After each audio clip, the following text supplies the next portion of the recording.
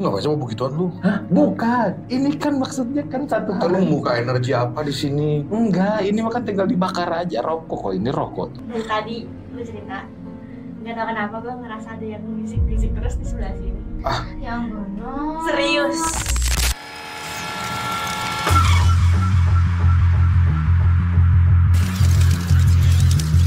Sebenarnya kan bukan ingin memerangi ya, cuman maksudnya ya saya bingung gitu loh. Memang sih di kepercayaan saya tuh harus mempercayai sesuatu yang gaib ya, sesuatu yang tidak bisa kita lihat gitu. Membangun koneksi dengan mereka itu kan ada buku-buku untuk bersekutu dengan jin, bersekutu dengan setan, apaan segala macam. Banyak yang membuat Ada tuh dulu buku David Copperfield. perjanjian dengan iblis katanya kayak begitu. Dia menjual jiwanya untuk itu demi ngedapetin apa yang dia pengen, ya kan kayak gitu ya. Cuman kan maaf ya, untuk semua orang-orang yang saya kenal, yang saya ceritakan tadi, mereka itu kalau boleh dibilang maaf, kayaknya beli mobil pun dia tidak sanggup. Mereka-mereka ini percaya kalau emang lo mau bantu, lo nggak boleh nyari uang di situ. Sebenarnya kan bisa satu ritual, oke, 1 juta, satu ritual 5 juta. Ya kan bisa lah kebeli kendaraan, kebeli mobil, apaan segala macam. Berarti dia pun melakukan itu tidak boleh ada pamrih. Itu makanya orang-orang yang saya temuin tuh yang kayak begitu-begitu. Jadi gak suka nih kalau misalkan katanya ada orang pintar nih, dia bisa begini bisa begitu. Kalau mau konsul ke dia gimana? Kambing, maharnya ada, harus beli mustika, jadi kayak beli emas lah atau beli apa pasang susuk di dia apa. Ya intinya kita harus menyetorkan sejumlah uang untuk melakukan konsultasi gitu. Kalau yang 2 orang yang saya ceritakan, 3 orang yang saya ceritakan tadi itu ya tidak ada tarif, tidak ada apa. Ngasih syukur, nggak ngasih pun mereka nggak jadi masalah. Jadi ya kalau misalkan cerita-cerita tentang interaksi dengan yang gaib-gaib itu, yaitu yang saya bangun gitu kan, sampai akhirnya mereka orang pun menceritakan saya itu ditemani sama siapa, ada orang yang sebelah saya siapa, ada yang begini, ada yang begitu, dan kamu tuh sebenarnya bisa komunikasi sama mereka apa segala macam. Nah saya nggak tahu, saya nggak pernah mau coba, tapi beberapa kali tuh ketika lagi dalam waktu istirahat atau lagi dalam kondisi badan yang kurang fit, sering ada yang ngajak ngobrol saya dalam kondisi saya tidak sadar. Ngajak ngobrolnya tuh gimana maksudnya? Saya ngobrol sama saya. Kamu ngobrol dengan kamu, jadi gimana sih? Self-talk. Tapi itu mah kayak latihan gongnya bisa dikaca. betul. Apa kabar? Tapi kan kaca nggak bisa jawab ya. Ini lu ngobrol maksudnya ada lawan bicara. Oh, maksudnya ada bentuk diri lu sendiri di depan lu gitu? Tapi ada banyak. Jadi enggak, kalau gue nggak setuju dengan idenya dia. Kalau menurut dia kayak begini, kalau kata gue yang begini aja. Tapi kalau si Satrianya begini, nanti ini begini gini loh. Terus gue tuh jadi kayak, ini siapa sih? Kok banyak ada orang yang berdiskusi untuk mencarikan solusi yang saya pengen tuh kayak gitu. Dulu sering kejadian sebelum rumah saya direnovasi. Setelah renovasi hilang. Setelah renovasi, nggak tahu kadarnya menipis. Jadi semakin kesini tuh kayak semakin ngambang aja, semakin tipis. Udah nggak terlalu peka gitu ya? Udah nggak yang terlalu peka. Tapi selama ini nih setelah perjalanan panjang kan ketemu yang dukun lah, dari mulai yang dukun aja sampai ke dukun santet nih. Terus kadar kepercayaan dengan mistik itu agak bertambah atau malah makin penasaran untuk membuktikan itu benar? Dari satu treatment yang dilakukan aja ya sudah aja, udah percaya. Oh ada ya mereka ya yang tadi bilang jangan banyak-banyak maunya. Satu aja. Dari yang mulai itu aja kan, lu kok tahu? Udah masuk akal. Itu udah nggak masuk akal. Dari situ aja. Tapi nggak tahu kayak nagih gitu. Kayak nagih. Katanya ada ini. Masa sih? Masa sihnya ini nih yang ngebikin kadang-kadang tuh suka jadi nyebelin. Akhirnya kita datengin, iya bener. Sampai akhirnya bisa sampai sedekat itu sama si Bapak Santet ini, bisa ngasih duit, apaan segala macam. Kan kayak gitu, saya pengen gitu, $4 kali gitu sekarang. Beda server coy, gitu mesti pakai paspor ngambilnya.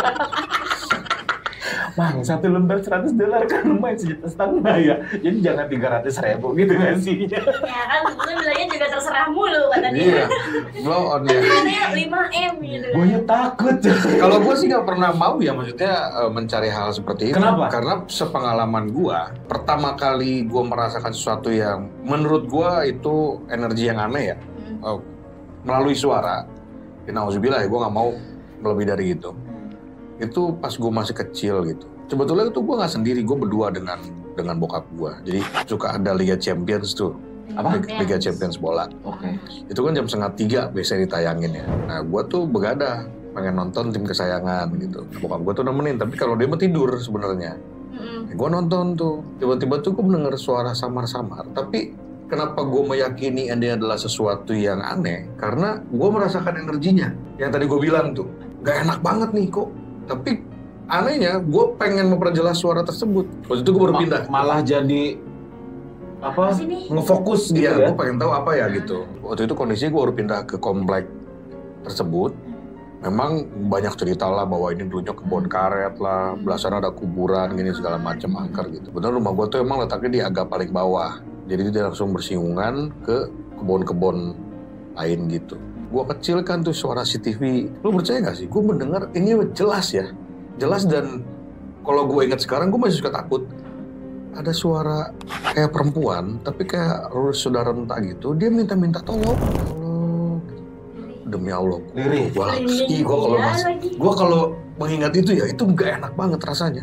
Dan gue bingung. Kayak yang lu bilang, gue mesti melakukan apa? Padahal bapak gue di sebelah gue. Tapi akhirnya gue bangunin. Akhirnya gue berhasil membangunkan. Tapi suara udah gak ada. Tapi mau ngebangunin juga berat. Berat. Untuk yang gitu aja. Iya, mau pada sebelah banget. Ya. Jadi gue kayak dipaksa untuk mendengar itu dulu tuh, Iya. sampai selesai. Sampai bahwa lu nyadar, ini tuh bukan cuma sekedar suara biasa gitu.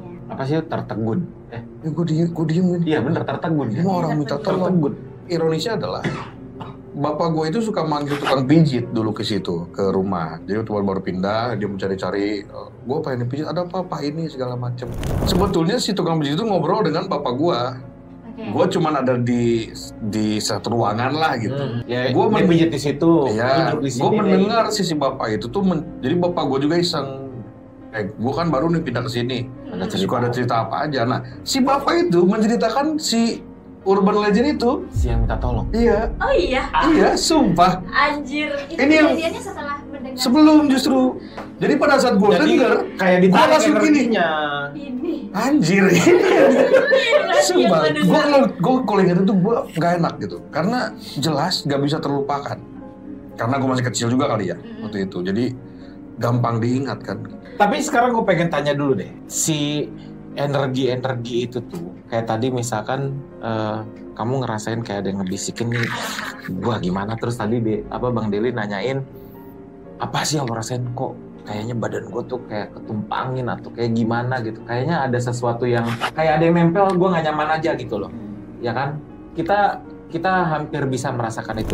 Cuman, ini kok gue merinding ya di sebelah sini ya, nggak enak nih berarti.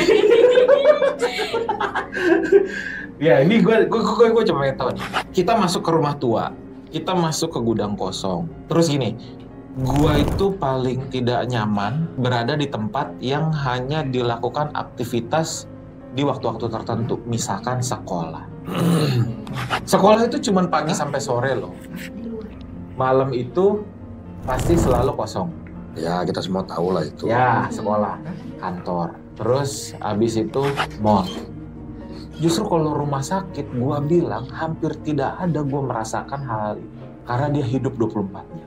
Paham gak sih maksudnya? Nah, di tempat-tempat kayak beginian, gua tuh suka ngerasain sesuatu yang nyer gitu loh. Atau kan misalkan kita masuk ke tempat kosong, coba ambilin barang nih, ada di gudang, masuk gudang tuh yang, kok gimana gitu ya. Atau enggak, kayak misalkan ekspedisi ke gedung-gedung kosong gitu, datang gitu kan, masuk ke situ tuh kayaknya kita tuh pasti ngerasain energi itu emang badan kita merasakan energinya atau otak kita yang memicu tubuh kita untuk meresponnya seperti itu yang suka ngebikin saya tidak percaya dengan hal-hal yang tidak bisa saya lihat.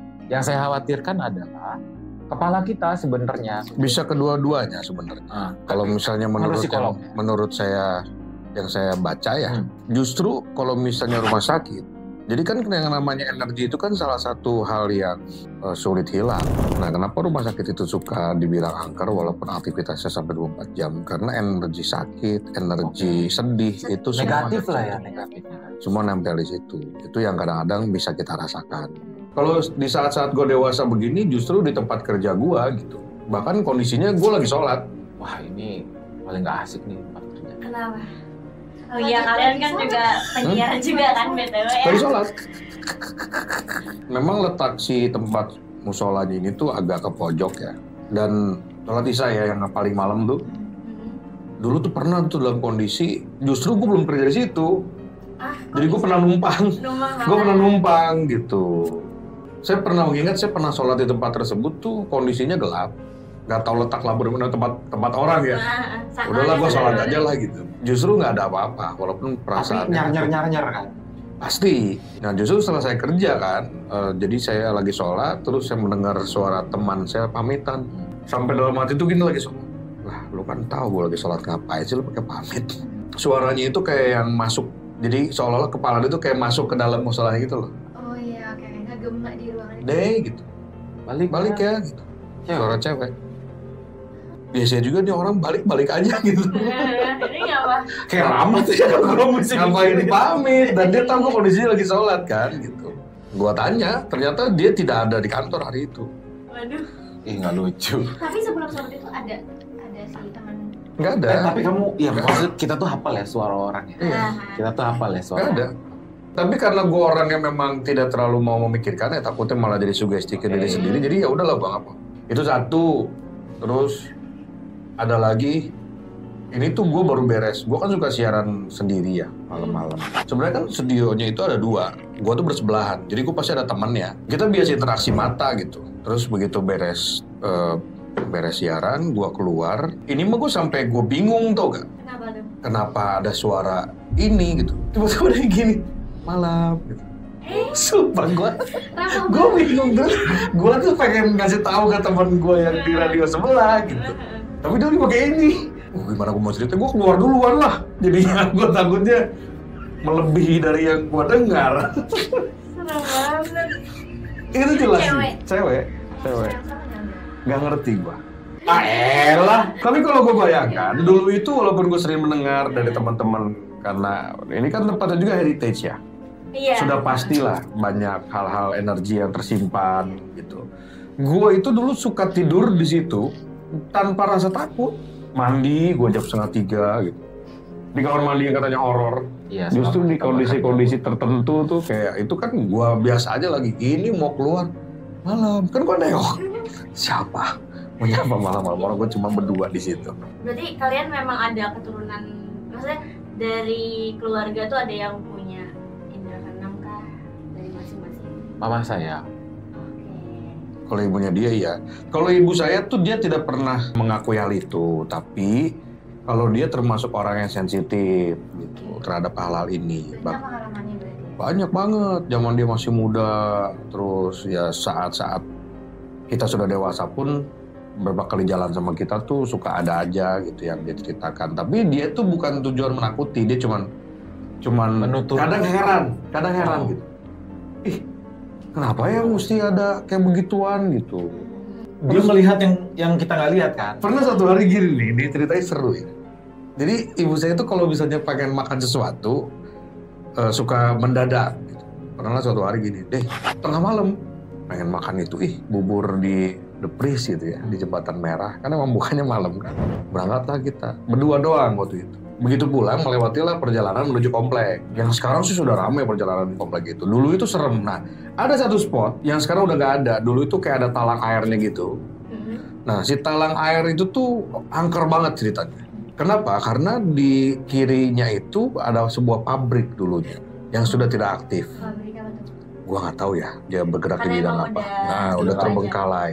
Sehingga banyak lah berseliweran cerita ada ini, ada itu segala macam. Nah, lu percaya gak? Gue tiba-tiba ini mobil kan tertutup. Gue tuh tiba-tiba mencium bau sampah yang bener-bener menyengat gitu. Gue nyeletuk gitu. Bau apa ya? Maksudnya apakah kita melewati sesuatu tuh ada yang masuk? Tapi kan di mobil tertutup semua gitu. Ternyata Dia melihat sesuatu kalau dia. Ya sekitar beberapa puluh meter, hilang lah tuh si bau kan. Itu deh tadi teh ada, gak tahu ya dari bajunya mah kayak pendekar kata dia, tapi bau. Pendekar bau. Kebanyakan silat kali dia. Ya. Jadi keringetan. Belum mandi. Ya, belum mandi. Silat terus. Kan lu aneh ya? Aneh. Ya kalau saya sering melihat keanehan dari ibu saya karena Pasti ya kamu juga aneh. buah tidak jauh-jauh dari jatuh pohonnya. Pucuk-pucuk.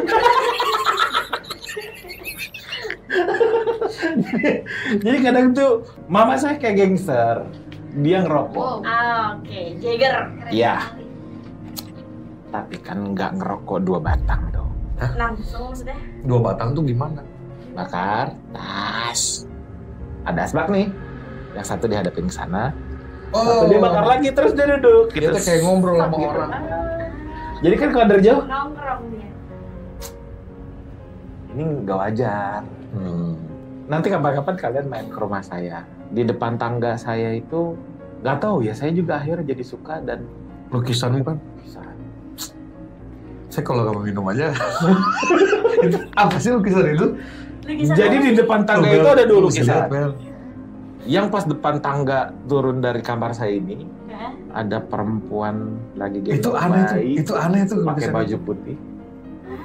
Aduh, gua baru di kisah kita merinding.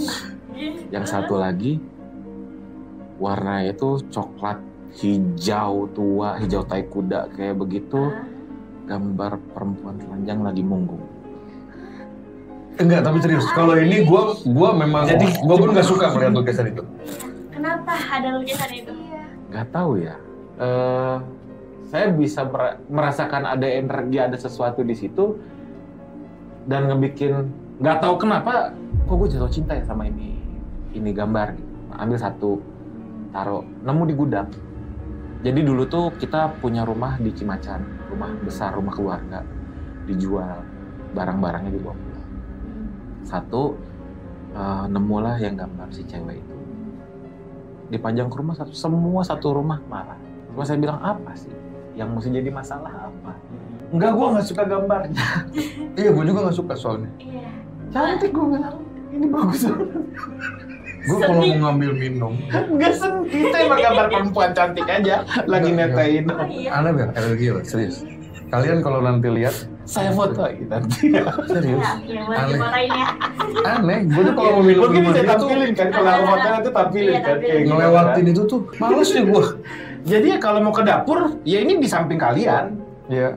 Ya kalau jam malam mau masak mie, mau ngapain gitu kan, mau ngambil minum. Ya kalau mau ngambil minum mesti ke dapur dulu, terus minuman itu ada di depannya dia. Jadi sebelah tangga ini dispenser, ini kulkas gitu. Gue ngebayangin tau gak, kalau misalnya lagi ngambil minum nih kayak ada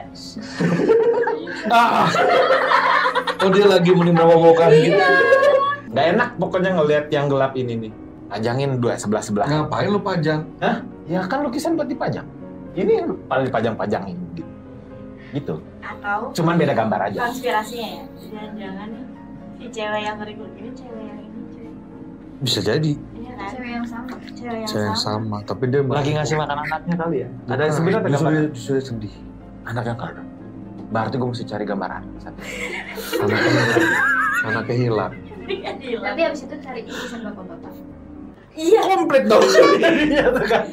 Kayak keluarga berencana. Bukan, jangan-jangan memang si bapaknya nggak ada, kayak kongguan. Tapi kan udah pulang katanya. Ada iklannya. Lagi kerja. Lagi kerja. Ya, saya sempat ada sebel sama, maaf ya, sama salah satu. Jadi waktu dulu tuh kakaknya mama saya tuh sempat sakit. Oke. Dinyatakan katanya, wah ini kena santet. Kenapa? Semua bentuk-bentuk ada lampu, kan ada kayak patung-patungnya. Dicoret-coret sama dia. Saya bilang, ya mending lu turun-turunin kasih ke orang, jangan dicoret-coret kayak begitu. Ada nggak pengalaman satu yang paling memorable atau paling parah? Dari kitanya. Gue sih suara tolong tadi itu. Mulai ya. Jangan Bel. Si Bel ngadi bocah ya. tahu. Kalau saya tuh itu, kita tuh kan main tuh hampir bareng ya. Ya. Jadi ada satu kata-kata bercandaan kalau ngelewatin pemakaman itu suka dijadiin satu bercandaan. Ya, itu mah bodoh. Ya kan, teriak gitu kan. Kalau lihat pemakaman, bangkitlah, itu udah lari semuanya gitu kan. Nah, satu hari pun saya pernah melakukan hal itu. Jadi kondisinya malam Jumat. Oke. Ini cakep nih, malam Jumat hujan rintik-rintik. Berdua lah sama temen nih, namanya si Adam. Sepanjang jalan nih si Adam nih lagi ngehe, nggak tahu kenapa gitu kan. Dia bilang gitu, gue yang bawa kata dia. Lu gue bonceng, ya udah ya. Terus masuk ke Malabar, ya masuk ke IPB. Itu kan pohonnya alhamdulillah ya rame. Iya, rame banget tuh kayak tuh. Sambil naik motor tuh, coba lihat di atas. Ada nggak yang bisa diajakin pulang? Dia rumahnya di Sempur. Di Sempur tuh banyak kejadian-kejadian yang ada. Kita ada orang-orang tua di Sempur juga kan, ada saudara-saudara Sempur katanya, ya ada ini kemana, ada itulah. Pokoknya banyak lah cerita yang kayak begitu-gituan. Jadi dia tuh kayak yang udah biasa. Terus mereka tuh kalau mereka melihat, kalau kita kan bingung ya mau lari, mau apa. Jadi emang agak-agak aneh aja nih satu tongkrongannya mereka gitu loh. Woi, lihat tuh, ayo kejar, larian tuh. Ngejarin kayak begitu. Lanjut, gue nungguin cerita yang Udah, tadi, lanjut. ya kan? Karena saya kesel, abis kita beli styrofoam itu yang ukuran 2 meter kali 2 meter. Jadi gede. Lu yang pegang di belakang, gue yang bawa motor sekarang. Gantian. Ya kan, karena gue benci. Udah jalan kita. Set. Gak jauh di depan pemakaman. Ini kita sama-sama orang Islam. Kalau lewat makam mesti ngucapin salam. Gak tahu kenapa yang ini dia ketakutan. Gak usah bercanda kata dia. Sambil begini, karena dia gak bisa pegang apa-apa kan. Islam kan lu. Gimana salamnya? Assalamualaikum ahli kubur. Yang benar. Nih, bentar lagi nyampe. Set, saya turunin kecepatan saya. Udah ya, assalamualaikum. Dia enggak, sekali lagi assalamualaikum. Pas menjelang ke ujung pemakaman, assalamualaikum. Saya rem sedikit, bangkitlah! Saya teriak begitu. Kepala saya dihajar-hajarin sama si Adam, terus saya cuma ketawa dong. Asik ya? Ini asik nih. Iya. Yang nunggu di rumah bilang, ih lama amat sih. Ya naik motor, gue bilang motornya motor tua. Cepetan beres-beresin tuh barang, belum naikin, masukin dulu tuh styrofoam takut ketinggalan, masukin mobil dulu, masukin mobil apa segala macam. Set, asal jorok, pada makan es krim dulu ya, kata si kakak. Baju lu kotor kenapa tuh? Ngeliat sini. Saya pakai baju putih pada saat itu. Loh ini kok coklat-coklat itu sampai ke sini. Segini nih. Tiba-tiba pas saya angkat begini, anyep nih. Kok basah ya? Pas dipegang begini, nyemek nih. Terus gue balikin gini, udah menyoklat ini warna si cairan yang ada di dalam ini tuh. Pas gue lihat begini, satu tangan isinya darah semua. Kok bisa? Tapi nggak sakit atau apa rasa apa-apa? Gak ada rasanya. Balik lagi minta maaf. Ke kuburan lagi. Si Adamnya nggak mau nemenin dong. Gue bilang, si Adamnya pengen gue tabok-tabok. Pasti kalau nonton nih gue pengen tabok-tabok, pasti dia ketawa nih. Besok pagi bangun, di perban nggak ada bekas apapun, satu tetes darah pun nggak ada. Perbannya kayak perban bersih. Jadi pelajaran ya. Teman-teman. Bahwa kita emang nggak boleh sompral kan. Iya. Oke, kayak gitu aja cerita kali ini, seru banget tadi. Dan apa ya, kita bisa ngambil pelajarannya juga ya dari cerita-cerita Mas Satria dan Mas Dedi. Semoga ini ya, jangan ditiru teman-teman. Dia gue mau enggak. Iya. Jangan ditiru, jangan sombral gitu ya. Apalagi teman-teman. Serem banget. Nah, teman-teman bisa nanti follow Instagram Mas-masnya di mana nih? MC Gadungan, Deli Tambunan, Satria Panji. Oke, nanti ditampilin di sini. Nanti ya. kita tampilin. Follow aja. Oke deh. Terima kasih. Makasih banyak ya. Terima kasih. Thank you. Bangkitlah. Assalamualaikum. Jangan lupa like, share, subscribe Oh iya, juga. subscribe ya. Jangan Dan lupa. komen juga kalau misalkan kalian ada pengalaman-pengalaman horor kayak gini. Mau datang juga ke sini boleh. Boleh nanti hubungin di sini ya. Oke, dadah. Dadah. Dah.